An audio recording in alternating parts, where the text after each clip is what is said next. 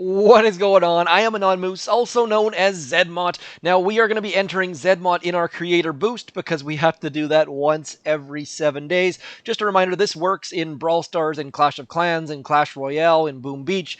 Everything Supercell related except for maybe Heyday, I think. Not sure if Heyday's there yet. Hopefully it is. If it is, let me know. Otherwise, today's video is going to be a cornucopia of goodness, but we're going to focus primarily on Intel. Intel is a problem. Now, warships is a huge time suck, which is amazing. It gives you all sorts of diamonds, it gives you all sorts of powder, and it's a great time. Some of you agree, some of you don't. Just a reminder, even if you hate warships and never play it, do click that button once a season to go in and get your free trader tickets and rewards and stuff like that, because you do get rewards just for hitting rank 1. Now, warships starts and you get a whole bunch of rewards and a whole bunch of intel all at once. The problem is it starts exactly when the Mega Crab ends. So we get this huge glut of intel, and if you look over here, you can only get 600 intel for a 25-person task force, so it's not like you can bank all that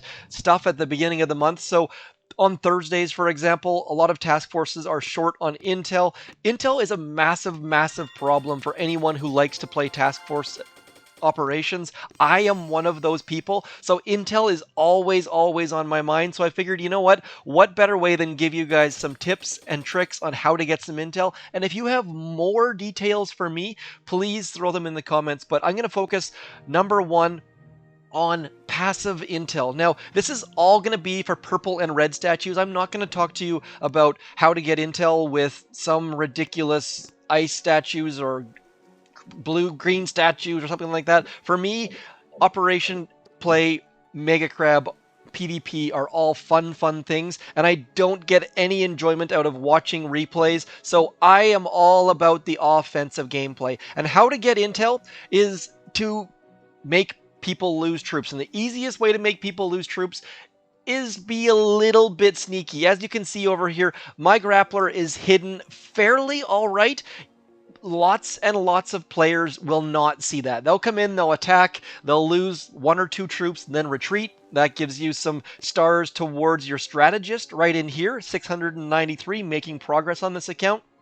It'll also give you intel and diamonds, because when they come back in, they're going to lose some troops, and that is the beautiful thing about designing your base. Now, don't worry too much about offense, and once these silly pine trees go away, we can get some mangroves, we can really start hiding some prototypes. And one more thing of note, don't hide prototypes. Don't make prototypes until you have 100 of each, because you're too low level. It's not worth it. Just worry about getting a cache. I, as you see, don't build them nearly enough. And that is the next thing, is make sure you have a prototype out, because A, it's going to help you do Hammerman here. You're going to get some intel from there. But B, it's going to make your base a little bit more difficult. And the more difficult you can make your base, the better off you're going to be as far as getting intel. And difficult doesn't have to be this amazing. What am I even doing? I don't even know what troops I'm using here. Let's start this all over again, because I just have a random set of troops from a random operation attack. Can't deploy troops while retreating. So I guess that step number, why are we not there we go. That retreat took a long time. So step number 1, hide some prototypes, a prototype. Step number 2, build a prototype, ideally a hotpot or a microwaver. Now, when you're building that, make sure it's a level 2 at the very least. And the reason for that is, if you have a look in here at the actual prototypes and you have a look at part 2, it works for 7 days. That means you can use it for 2 cycles of Hammerman's fleet, which is going to give you extra value for those parts. Building part 1, building this level 1 part looks like it's cheaper, but you're actually only getting it for 5 days. So you're going to have to build 2 of them, which means that it's not a good use of stuff.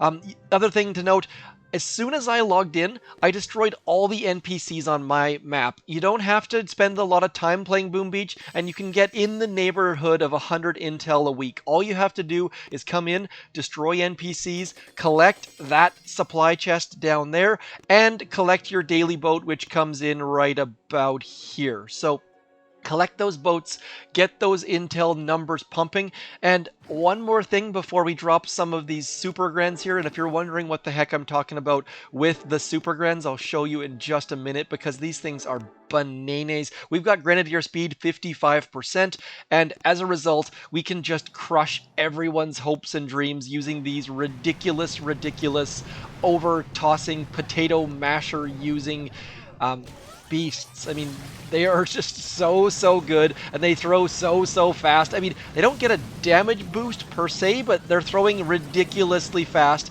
and as a result, all we really have to do is just cruise on through here, shock some things, and don't need to boost. That's going to give us some intel as well.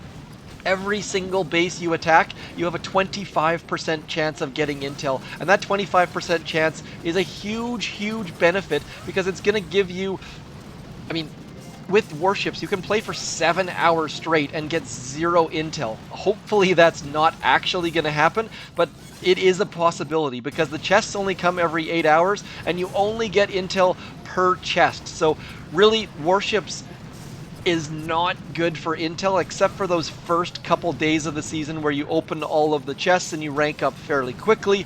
But as a general rule, warships kind of sucks for intel, and so PvP, way better, but you don't have to spend time doing PvP. If you don't like PvP, if it's not something you're trying to get a bunch of upgrades in or something like that, all you really have to do is once a day, twice a day, destroy all your NPCs, collect those chests, and your task force is going to thank you. So, and obviously, the higher operations you're doing, the more intel you're going to need. Now, one other note is that if you notice here, the higher the victory points you have, the more intel you're going to get, because the higher victory points you have, the more you get rated. And so I highly recommend, if you're XP 50 or so, push your victory points up. You're going to get all sorts of free diamonds, you're going to get all sorts of free intel, and it's going to be a huge boost. So if we go down here, for example, Sven, 13 intel, Cascadia, 8 intel. The lower number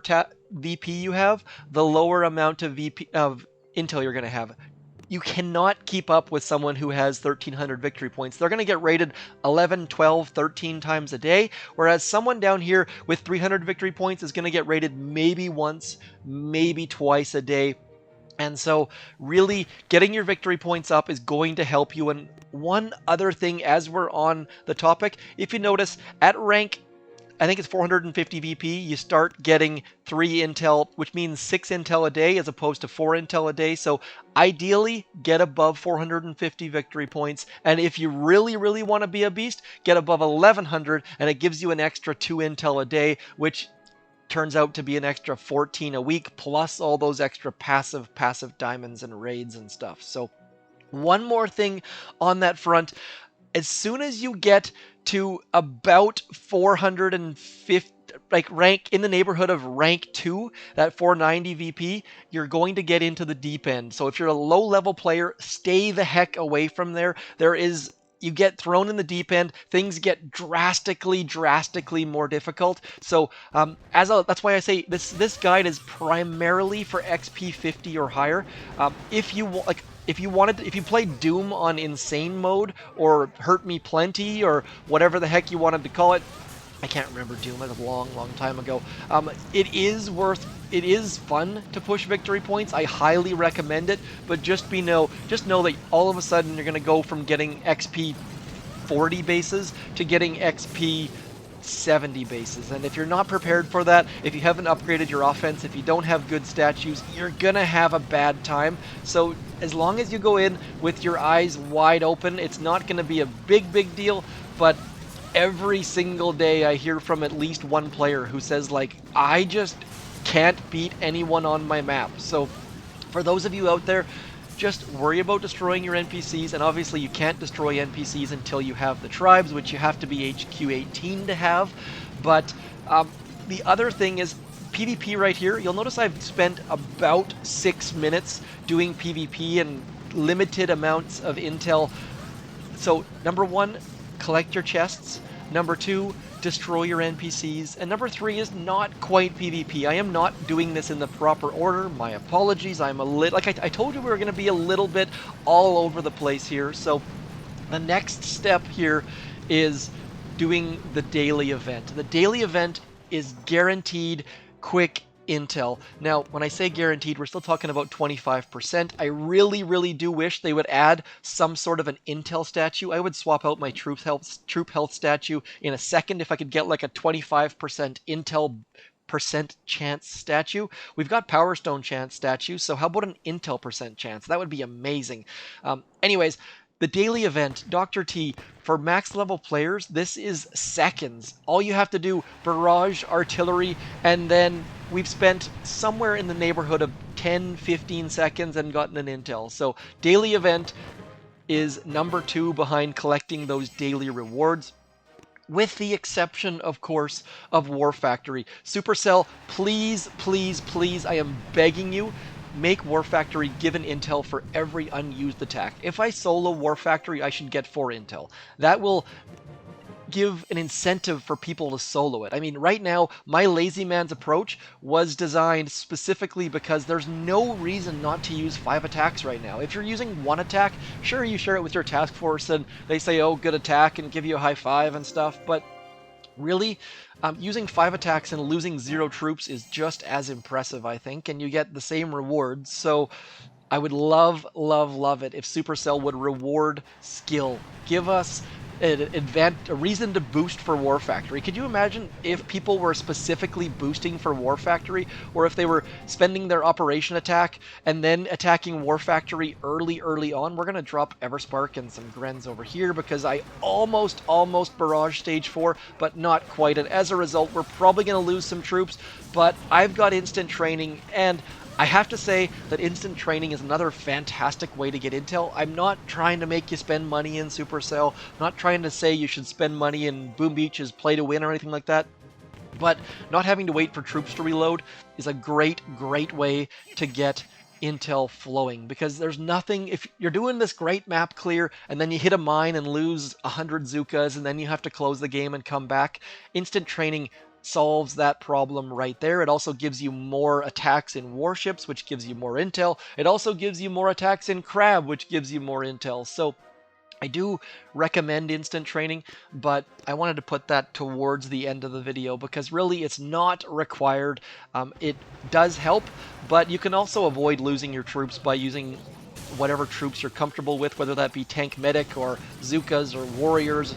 There's lots and lots of ways to clear your maps without losing troops, and that isn't really the case for warships, but you get the basic idea that you can be careful and keep your troops going and help yourself get intel in that way as well. And also, the more you get rated, the better off you are at the high levels as well. And anyways, we won't touch too much on that, but one other note, someone was brought to my attention that it sounded like I said warships suck in my latest poll. If you look on my community tab, I put a thing out there saying like, what tier did you park at? What was your goal? And then I also said, if you're not playing warships, why do you think it sucks? And that was specifically designed for those people out there who say, you know what, warships isn't for me, I don't like it.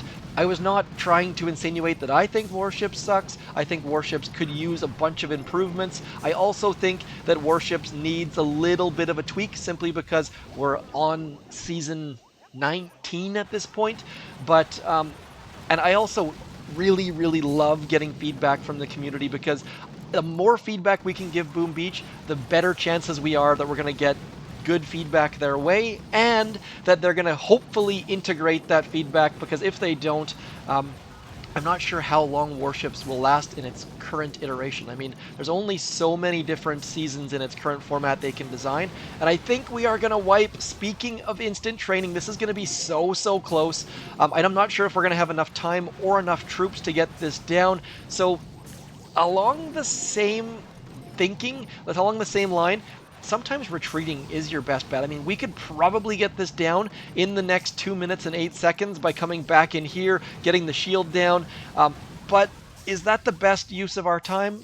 Maybe not at all. Sometimes in order to get more ego, you have to put the ego aside. Did I just say more ego? In order to get more intel, you have to put the ego aside and retreat. And um, especially if you have instant training. I find with instant training, I'm like, you know what? I don't care if my troops die. I'm just going to keep going. But that is detrimental at times. And I also have that a lot with Hammerman's fleet. I end up spending like half an hour trying to get stage 7 down and spending all of my gold to do so, whereas if I used that time to actually attack something, I would get a whole bunch more intel. So, um, hopefully this guide gave you some ideas, some tips, some tricks of how you can make your base better, how you can get more intel, how you can help your task force out. And the thing is, no task force has ever complained about too much intel. That is never a thing. Sabotaging is a fairly useless, but it's also kind of fun because you try and pin the tail on the donkey essentially, try and sabotage something useful. One other final detail is multiple accounts. Now, you'll notice that I talked about Sven there early on, about having 300 intel. One thing to note is Sven has something like 4 or 5 accounts, and so he can bring in 4 or 5 accounts, click the destroy button on all those different NPC bases, and suddenly he can get a whole bunch of intel just by having multiple accounts. So multiple accounts is a great way to spend a bunch of your extra time. Play Boom Beach a different way. I highly recommend that as well. And it also can give you an opportunity to drop some extra intel on your task force as we fail and spend 4 minutes with 0 intel in the bank. So do let me know if you have other comments of how to get intel, how to help your task force, and I will pin the most useful comment. One other thing to note, if you look in the description here, players jumping in and out, and so intel numbers in this stat sheet are not super accurate. So Yalek and Sven, for example, I pointed Sven out. Sven has likely jumped in and out and hit a whole bunch of different operations, giving up his operation reward specifically so he can get more practice, which is always a good thing. Now we're going to end with one attack. Perrins was a bit of a show off here, wanted to show how he finished Redline. So Redline, we opened it up, clearing the front, getting the shield gens, and hacking those rocket launchers in the back.